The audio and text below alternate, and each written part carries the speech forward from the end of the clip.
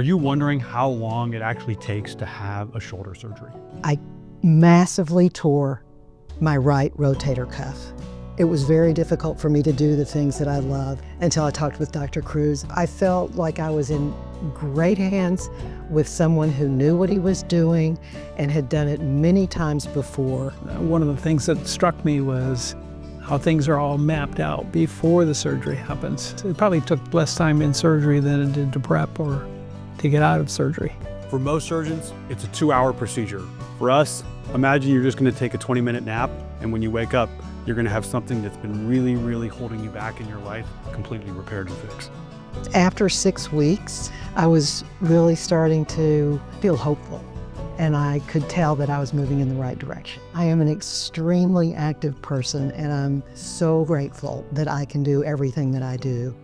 Don't let shoulder pain hold you back. Call now to book your appointment with us.